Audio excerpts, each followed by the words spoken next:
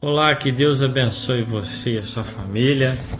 E como prometido, nós vamos hoje à segunda parte da mensagem, a qual nós estávamos mostrando as estratégias do inimigo, as estratégias de Satanás, que uma das estratégias dele é a distorção da palavra de Deus. A gente estava mostrando a mensagem que a gente deixou aí no YouTube, a última, que fala das estratégias de Satanás, e uma dessas estratégias, como foi falado, é uma das mais usadas, que ele usou até em Mateus capítulo 4, contra o Filho de Deus no deserto, durante a tentação, mas o Filho de Deus não caiu nessa estratégia de Satanás, mas infelizmente hoje muitos têm caído, e a gente vai mostrar hoje, como prometido, alguns versículos que são usados pelos cristãos de maneira errada.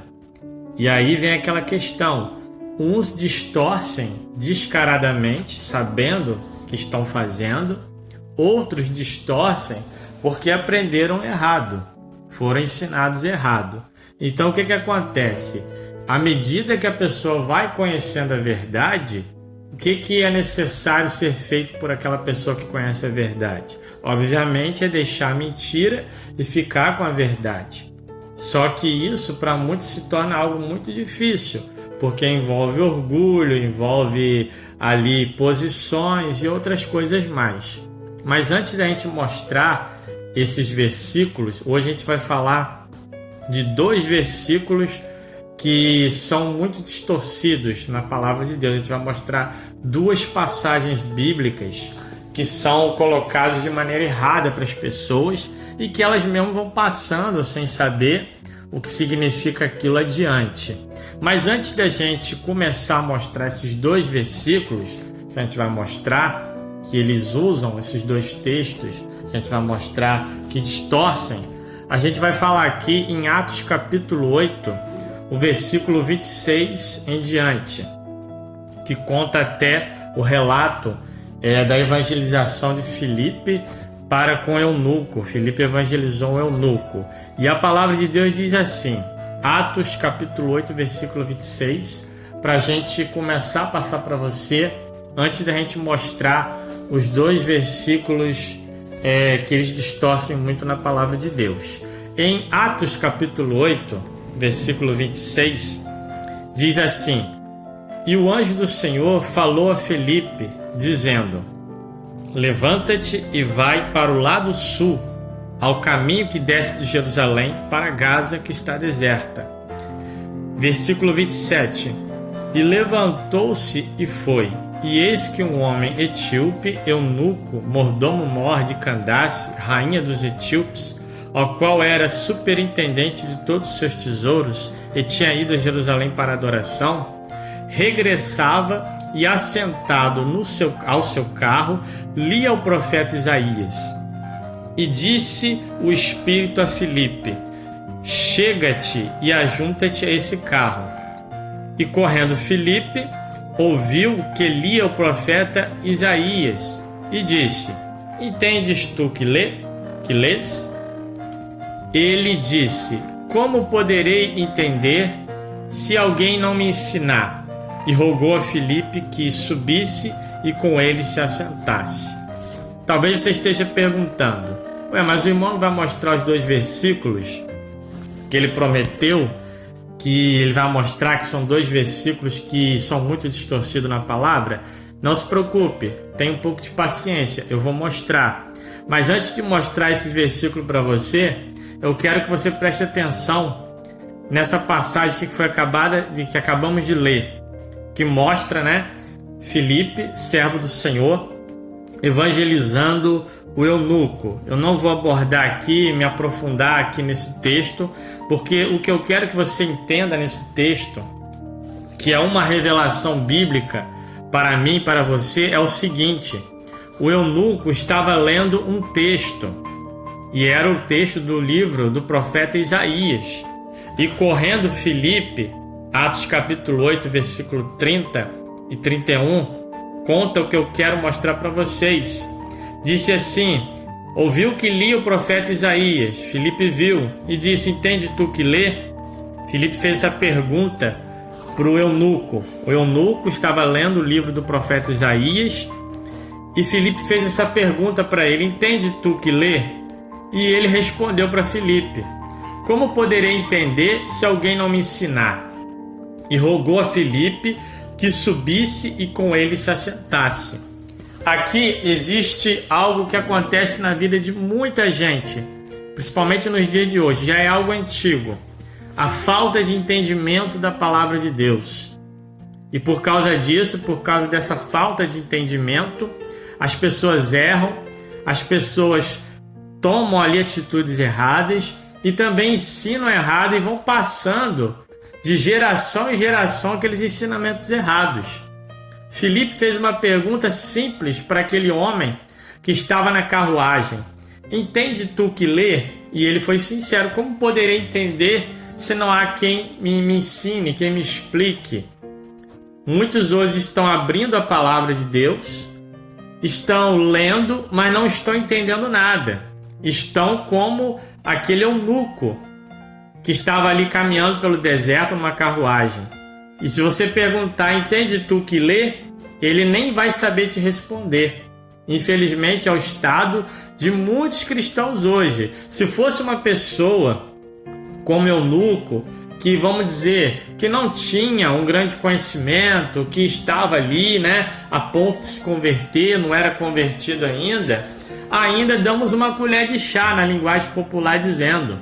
Mas quando você pergunta a um cristão, para ele: entende tu que lê? E ele não te responde, ele não sabe o que ele está fazendo, o que ele está lendo, é muito triste isso. Porque demonstra que a maioria das pessoas, infelizmente, isso é grave, muita gente não sabe o que está lendo. Muitos recebem até uma oportunidade, como diz a linguagem popular nas congregações: fulano recebeu uma oportunidade. Aí aquela pessoa vai lá na frente e a pessoa pega um texto ali, escolhe ali. Alguns ainda acabam se entregando: não, eu estava aqui com tanta pressa, eu abri a Bíblia aqui aleatoriamente, ou seja, sem examinar nada, abriu um texto ali, pegou o primeiro texto que vem na frente e lança aquilo e explana aquilo de maneira totalmente contraditória, totalmente fora do contexto. Está, infelizmente, no mesmo estado que aquele eunuco estava, que Filipe perguntou: entende tu que lê? E ele disse: como eu posso entender se não há quem explique? Aí está também, cabe aí também o papel de quem? Dos líderes espirituais. Filipe aqui para com o eunuco, ele agiu como uma pessoa ali que ensinava de acordo com a vontade do Senhor, um líder espiritual, e ele orientou. Quando ele perguntou àquele homem se ele entendia o que ele lia, ele disse que não, o homem respondeu que não. Filipe explicou ao homem a palavra que ele estava lendo ali. Se você for ler mais adiante, depois aquele homem ali estava lendo no capítulo que hoje a gente conhece como Isaías, capítulo 53, que ali mostra, o sacrifício do Filho de Deus, foi levado como ovelha muda ao matadouro. E ali você vê que o eunuco estava lendo e ele não sabia do que se tratava. Ele perguntou: fala aqui do profeta ou de alguém? E ali Filipe entrou explicando para ele toda aquela passagem. Aí você vê o papel importante, o papel fundamental de uma liderança levantada pelo Espírito Santo, pelo Criador, para mostrar às pessoas aquilo que é certo e para mostrar aquilo que é errado, para que elas não venham passar errado. E hoje, infelizmente, muita gente, tem liderança, tem tudo, mas não entende o que lê.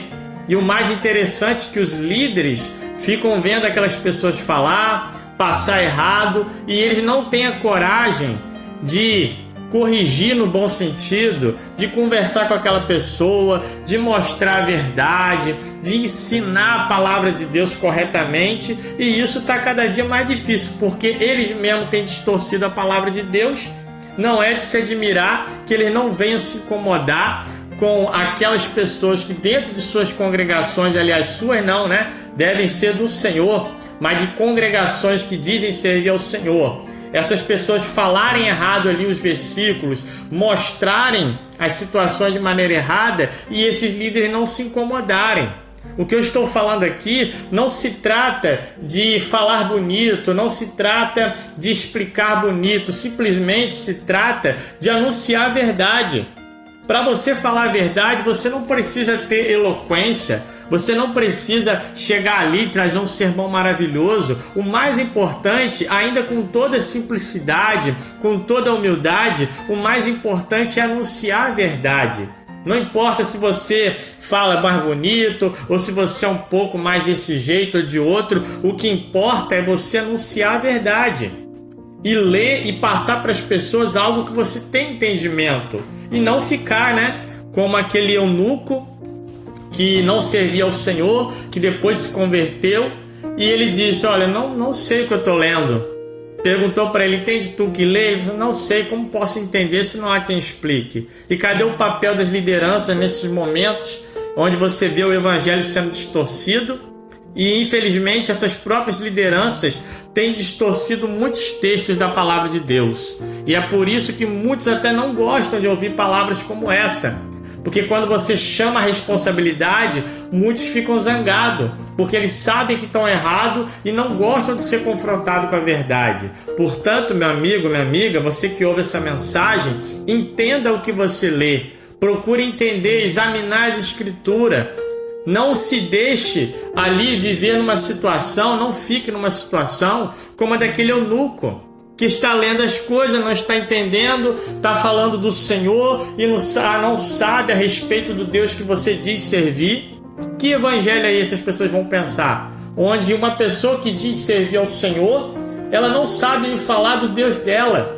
Ela não sabe comunicar ali a verdade que está nas Sagradas Escrituras. E o pior é que isso não é de se admirar de uma pessoa que não sirva a Deus. É até normal uma pessoa que não serve a Deus não ter muito conhecimento.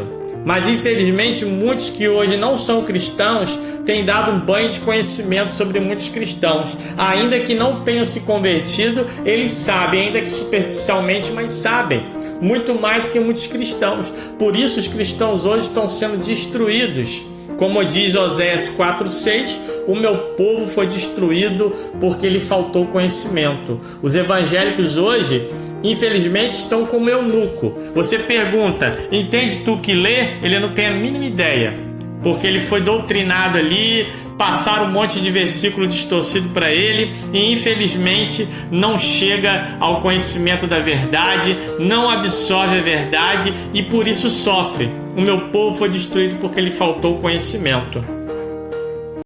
E como eu tinha falado na mensagem anterior, isso é algo muito sério. Se você for ler a palavra de Deus em 2 Pedro, capítulo 3, no versículo 16, você vai ler aí que está dizendo o seguinte: falando disso, como em todas suas epístolas, entre as quais há pontos difíceis de entender, que os indultos e inconstantes torcem igualmente as outras escrituras para sua própria perdição. Aqui, como eu tinha falado na mensagem anterior, o apóstolo Pedro relatando, se você for ler o versículo 15 e o 16, você vai notar em 2 Pedro 3, versículo 15 e 16, que o apóstolo Pedro dá um testemunho a respeito da sabedoria, o conhecimento que Paulo tinha recebido do Senhor para escrever as epístolas. E que muitas pessoas, como diz aqui 2 Pedro 3,16, torciam as escrituras, os indoutos e inconstantes torcem as escrituras e igualmente outras também, ou seja, todo o conteúdo da palavra distorce para sua própria perdição. Talvez você está ouvindo aí, está criticando, não sei o que, aquilo, mas fique você sabendo que distorcer a palavra de Deus é algo muito sério. E como diz aqui, torcem igualmente as outras escrituras para a sua própria perdição. Quando alguém torce as escrituras, principalmente aqueles que sabem o que estão fazendo, que são teimosos, cheios de doutrina de homens, eles estão distorcendo a palavra para a sua própria condenação. E isso é algo muito sério. Por isso, tome cuidado. tenha o maior apreço, o maior zelo pela palavra de Deus. Procure entender o que você está lendo, procure examinar o que você está falando. Não fique, aliás, naquele estado que o eunuco estava. Mas um detalhe, o eunuco ainda não era convertido. O pior é que hoje, os que se dizem convertidos é que estão nesse estado. Você pergunta, entende tu que lê? Ele não sabe. Ele não sabe nem os rituais, nem aquilo que ele está fazendo. Ele não sabe a origem, ele não sabe porquê. Ele não tem ideia do Deus que ele serve. Ele não conhece a palavra, ele não examina. Ele não procura conhecer aquilo que diz a respeito do seu Criador na palavra. Porque tudo o que o Senhor quer que nós saibamos está relatado na palavra. Tudo aquilo que o cristão, que a pessoa precisa saber para servir ao Senhor, está revelado na palavra. Está mostrado na palavra. Basta apenas você ler, buscar, examinar pelo Espírito e principalmente não distorcer as Sagradas Escrituras, porque afinal de contas nós devemos crer no Senhor, como diz lá em João 7,38, crer nele como diz as Escrituras. E a partir de agora eu vou mostrar para vocês, vou botar na tela já o primeiro versículo que eles distorcem da palavra de Deus. Depois eu vou botar mais um para a gente finalizar essa mensagem. Eu vou mostrar para você 2 versículos agora. O primeiro se encontra no livro de Joel, capítulo 3. Eu vou botar na tela aí para vocês verem. O primeiro versículo que é distorcido, que os evangélicos distorcem muito na palavra de Deus. Pois bem, nós abrimos em Joel, capítulo 3. A gente vai ler o versículo 9. Joel, capítulo 3, versículo 9 e 10, aliás. A gente mostra aqui para vocês versículo 10. Vamos ler Joel, capítulo 3, versículo 10. Esse versículo aqui que você está vendo na tela, que está aí em cinza, Joel 3,10, diz assim: forjai espadas das vossas enxadas e lanças das vossas foices.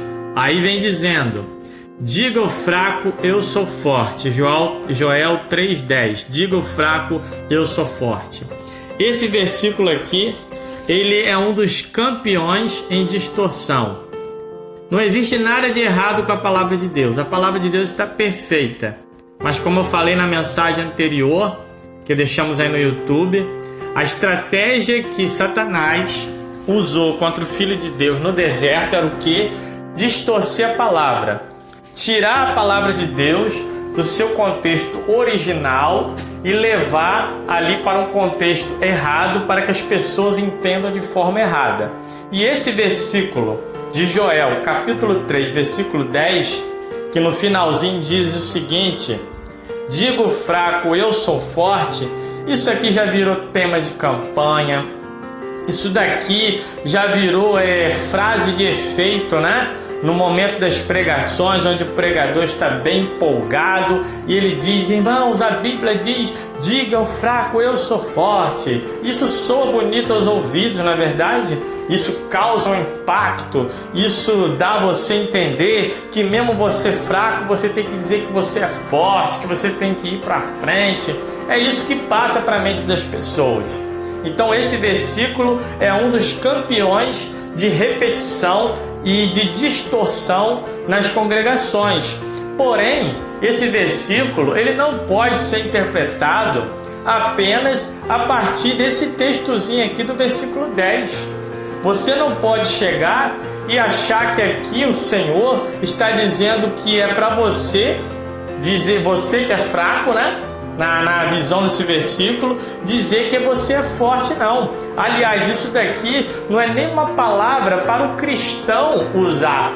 Essa palavra aqui, se você for ler no contexto correto, eu vou repetir aqui para você, eu vou mostrar o capítulo 3 aqui quase todo, né? Para você entender Joel capítulo 3. Se você ler Joel capítulo 3, versículo 10 e ficar só com isso aqui, digo fraco, eu sou forte, você vai estar cometendo um erro grave. Porque essa palavra aqui, sabe quem falou isso daqui? Foi o Senhor dizendo para as nações. O Senhor está preparando uma guerra. Isso daqui relata, na verdade, chamada Guerra do Armagedon, que vai acontecer no Vale de Josafá, ou Justiça Nossa.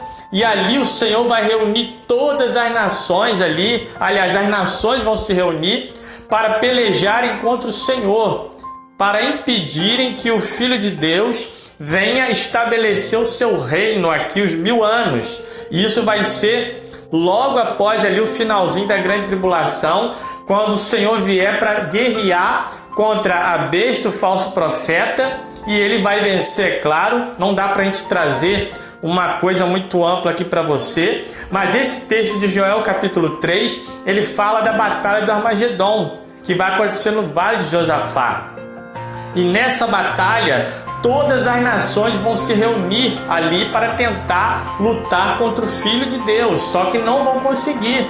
E o Senhor aqui, ele faz um desafio, que era para eles pegarem todas as suas armas, até mesmo das suas ferramentas agrícolas, pegassem e produzissem armas, lanças, e viesse contra ele, e que o mais fraco viesse dizer: eu sou forte, e viesse pelejar contra ele para ver se ia conseguir vencer, para ver se vai conseguir vencer. Então isso daqui, meu amigo, meu irmão, isso aqui não é uma palavra para você se escorar. Isso daqui é uma palavra que o Senhor está fazendo um desafio com o mundo, aqueles que não vão aceitar que o seu filho venha reinar. E antes da batalha ali, o Senhor vai falar: se reúnam, se preparem. E na linguagem popular aqui dizendo para vocês, ó, é como se o Senhor estivesse dizendo assim: olha, o mais fraco de vocês aí, ó, se revista aí e venha para a peleja. Ou seja, vocês ajuntem tudo que vocês têm, se preparem para a batalha para ver se vocês vão conseguir vencer, porque não vão conseguir.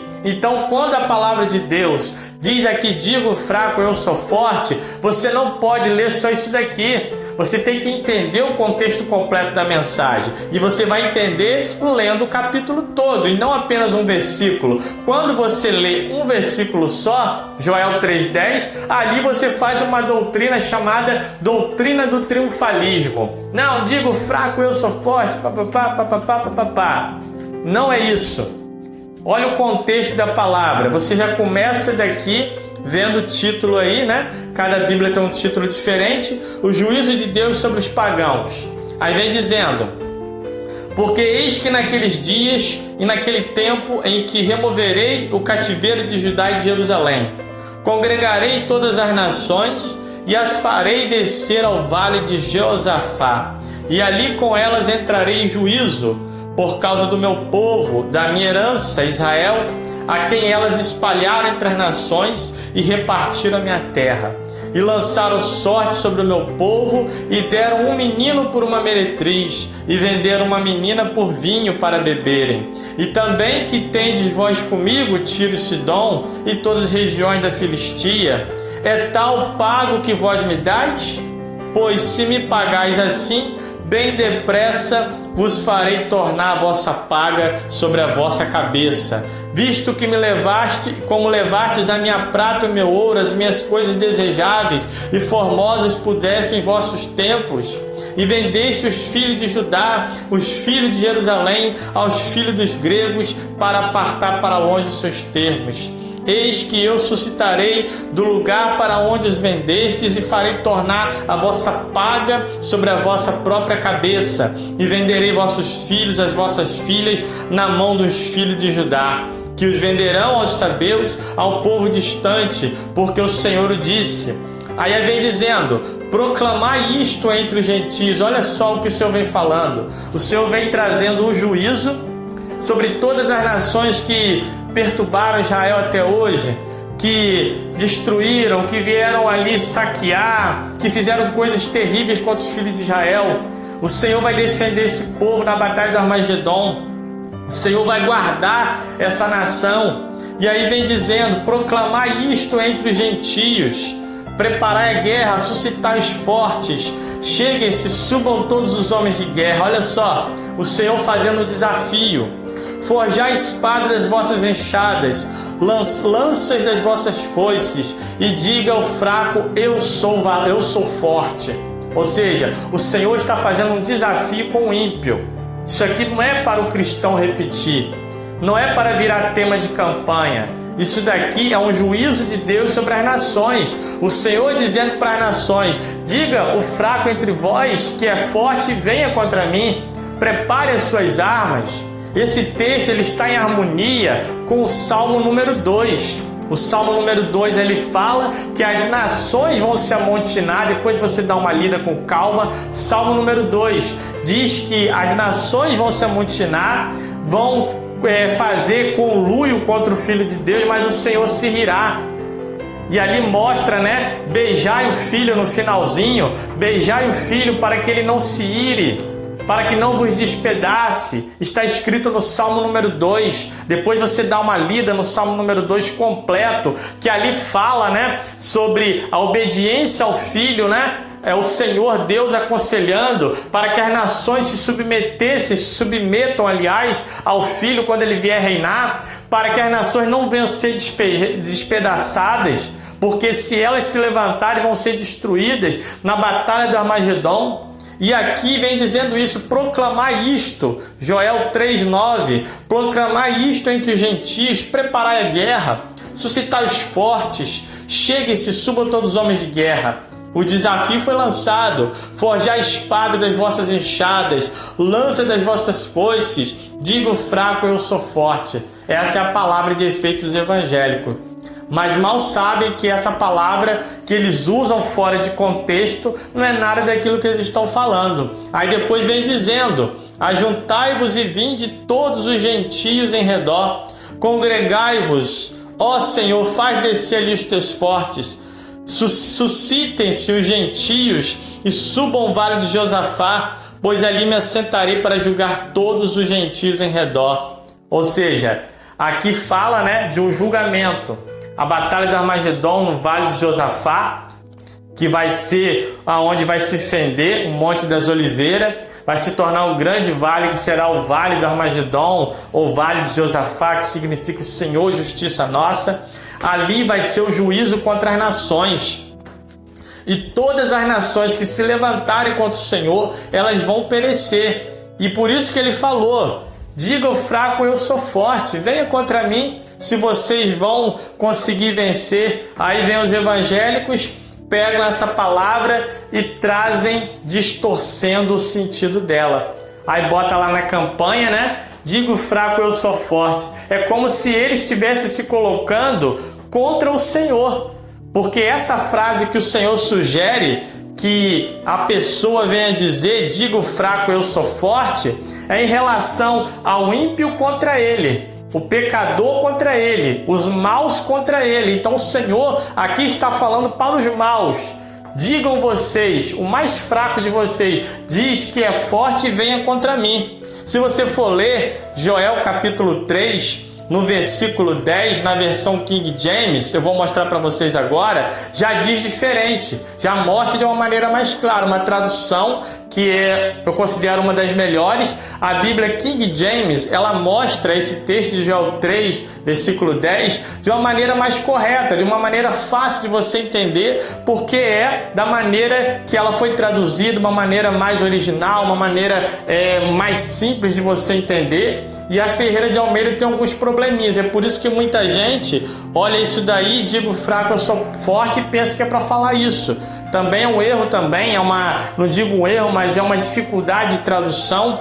Já a Bíblia King James, eu vou botar aí na tela para você, mostra esse mesmo texto, sem tirar do contexto, é claro, da maneira correta.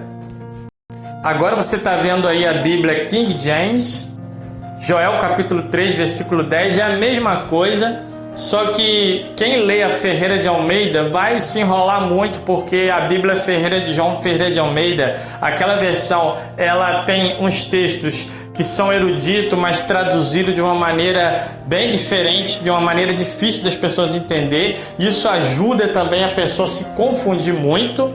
E aqui na versão King James, Joel 3,10, diz assim: forjai espada das relhas dos vossos arados, e as lanças das vossas podadeiras. Aí vem dizendo: encoraja o fraco, dizendo, sou um valente. Olha só, aqui você vê de uma maneira mais clara o Senhor dizendo para o povo, né, que vai se levantar contra ele, que quer intentar contra ele, contra o filho dele: para que o filho dele não venha reinar os 1000 anos, para que não venha reinar sobre a terra os 1000 anos, que vai ser chamada a Batalha do Armagedon. Isso daí eu não vou entrar nesse mérito agora, porque infelizmente muitos evangélicos também não entendem nada do Armagedon, estão por fora desse assunto, e isso daí para falar demora muito. Isso é bom até um estudo presencial. E aqui vem dizendo, Joel 3,10, forjai a espada dos vossos arados. Isso aqui é o Senhor falando. As lanças das vossas podadeiras, e encoraje o fraco dizendo, sou um valente. Entre aspas. Você vê aí que o texto, sou um valente, está entre aspas. Porque o Senhor está falando para o povo que vai se levantar contra o filho dele, que era para se preparar e se armar, e para encorajar o fraco dizendo, olha, que ele é um valente. O que um exército faz quando vai para a batalha? O que o general faz? Ele encoraja os seus soldados. Ainda que eles não venham vencer, eles são encorajados a vencer. Então é colocado na cabeça daqueles soldados que eles são valentes. Porque a função do general é essa, é encorajar para que aqueles homens, mesmo sem chance nenhuma, venham vencer. Então, o Senhor, venham ali lutar, aliás. Então, o Senhor fala aqui nessa palavra o seguinte, vocês façam o trabalho de vocês, encorajem os seus soldados e diga a cada um deles que ele é um valente. Aí você vê valente entre aspas. Por quê? Porque eles não vão vencer a batalha do Armagedon. Então você vai ver que as nações, elas vão se preparar, vão se organizar, vão descer o vale de Josafá para lutar contra o Filho de Deus, Yeshua, conhecido também como Jesus, vão perder a batalha.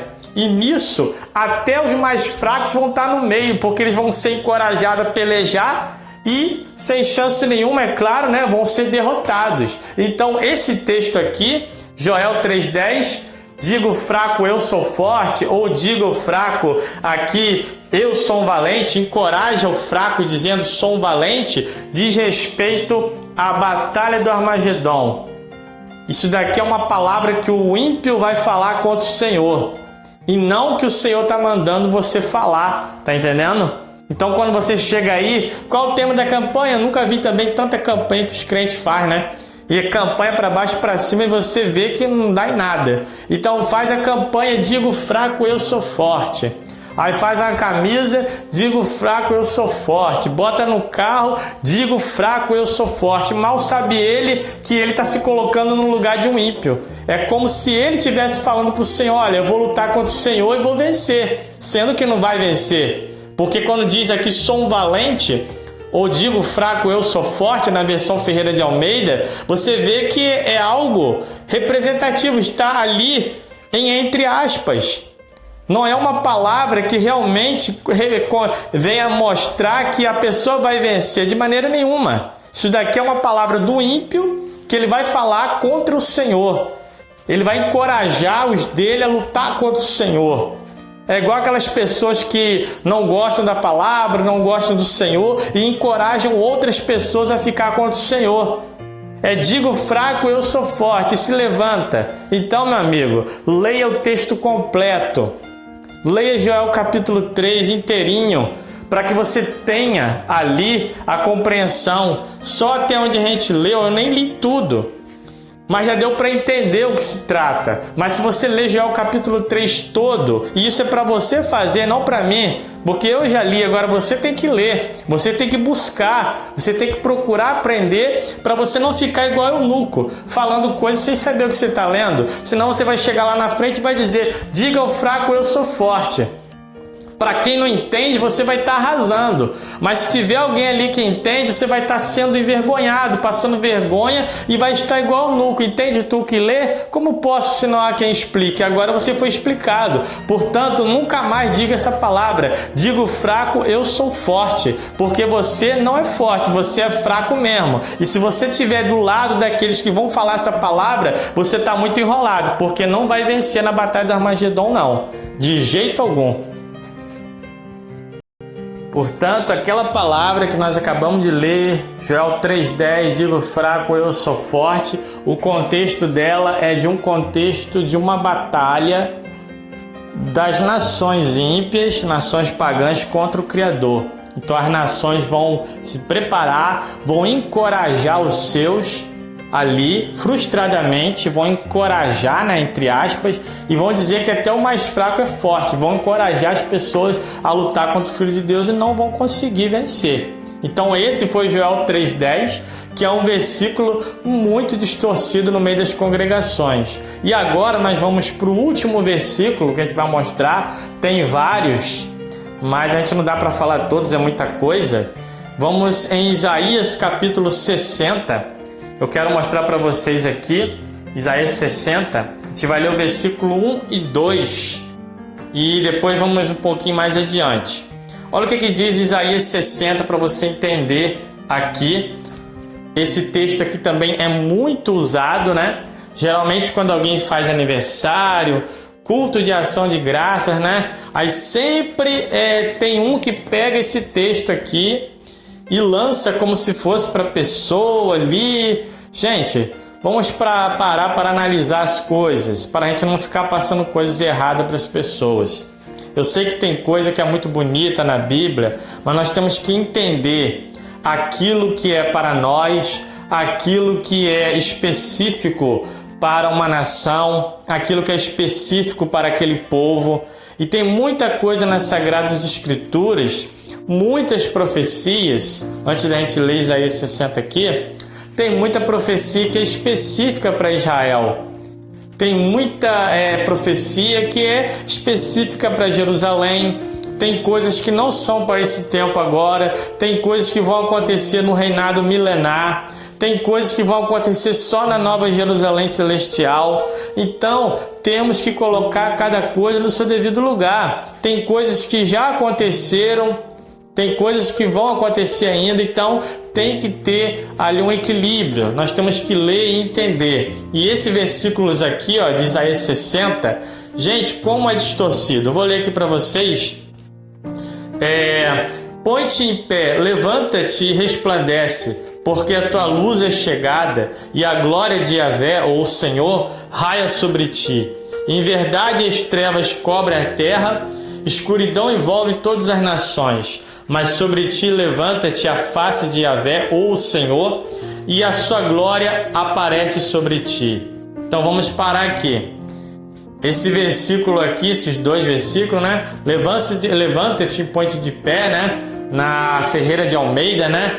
Porque vem brilhando a glória do Senhor sobre ti, levanta-te e resplandece, aliás. Isso daí é muito usado para as pessoas, né?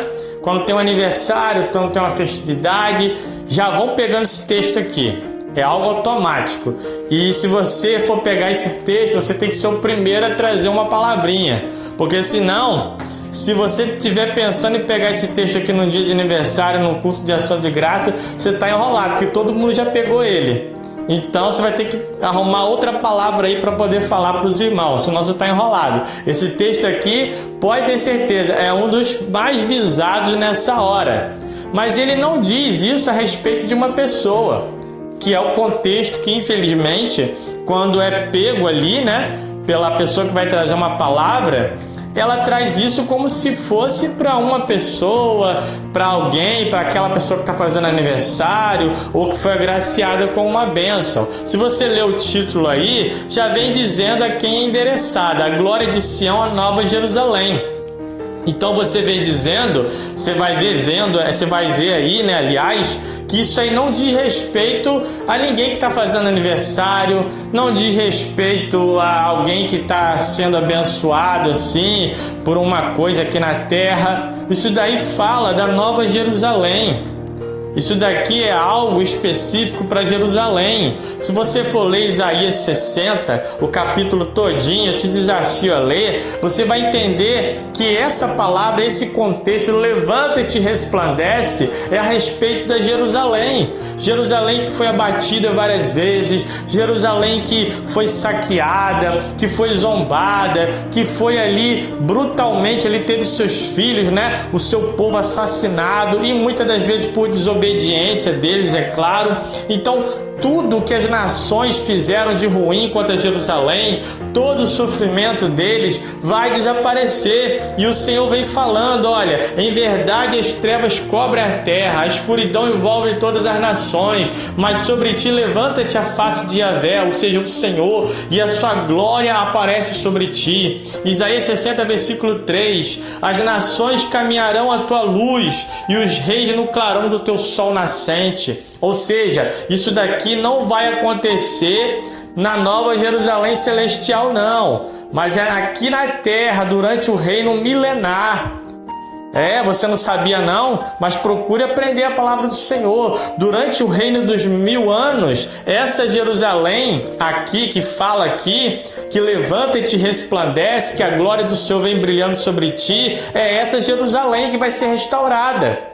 Durante os 1000 anos de Jesus, do Filho de Deus aqui na terra, o governo milenar, onde a justiça irá imperar, a verdadeira justiça, onde os povos ali andarão à luz do Senhor, a capital do reino do Filho de Deus será em Jerusalém, o trono dele será lá. Ali vai habitar a glória do Senhor, e de Jerusalém ele vai comandar todo o planeta. Esse será o reino dos 1000 anos. Isso aí é bíblico, não dá para me falar para você em todos os detalhes. Se você quiser aprender, busca aí a gente tem estudos presenciais, ou então entre em contato que a gente vai explicar todos os detalhes para você. Não dá para mostrar tudo aqui porque é muita coisa, é muito conteúdo. Mas essa Jerusalém aí, levanta e te resplandece, não é uma pessoa que fez aniversário, não é alguém que está casando, não é nada disso. Não é esse contexto. O contexto é de uma glorificação dessa nação que é Israel, dessa cidade que é Jerusalém, daquele povo que vai ser abençoado, e as nações vão andar à luz dessa cidade. O Senhor ali vai ser a capital dele em Jerusalém, e dali ele vai governar todo o planeta Terra. Então essa Jerusalém aí que fala levanta e te resplandece, não é para negócio de aniversário, tá fazendo aniversário, vamos trazer esse versículo, tá casando, vamos trazer esse versículo. Não é uma pessoa, isso aqui é um povo, é uma profecia que vai se cumprir ainda. É uma profecia que vai se cumprir durante os 1000 anos de Jesus aqui na terra.